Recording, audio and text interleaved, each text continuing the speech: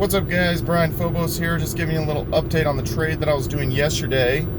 And the market has honestly been all over the place, so I had to kind of wait until this morning to kind of keep putting in orders and keep kind of getting to the point where I was going to try to extract that 0.15 Bitcoin on top of that trade that I did with that one Bitcoin. And I ultimately was able to get 0.156 out of it, which I was okay with. That was kind of the target. I was able to get it, and you know, we're all over the place. I noticed that the channel started to get really started to tighten up because we were going, there was like larger waves, and it started tight, and then you know, at that point then it seemed like I was already finished with the trade, and I was glad that I was done with it because there was no telling if it was going to go up or down. And ultimately then there were some pretty strong green candles actually up, but I took that extra and I put it into Ethereum for the time being. If you've noticed,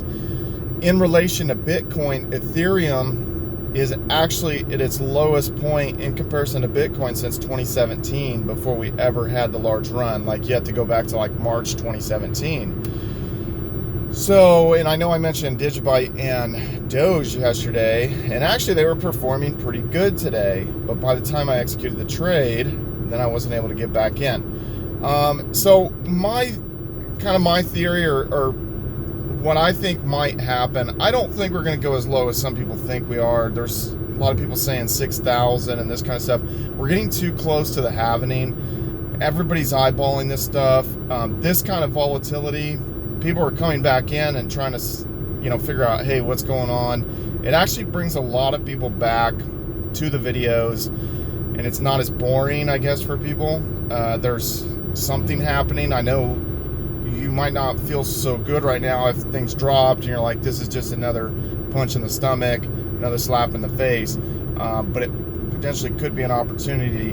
And I think our third and last opportunity, the last capitulation, is upon us. And I had been saying this for a while, that I thought that we were going to have maybe around October time frame, but it seems like it's here a little bit early. But if you go back to 2015, there was a final capitulation. It actually went down and almost revisited the lows from January 2015, and it did a very similar type of thing. So I think there was a lot of hype around BACT, obviously, and I think that was already priced in back when we hit 14,000 during the summer, and it had been going down, and then obviously there was less volume than maybe a lot of people anticipated, and you know, and then that's kind of, the pricing broke down and stuff like that, and luckily I was, you know, and again, it's nerve-wracking, and I don't like to trade in and out like that, but was able to do that quick trade.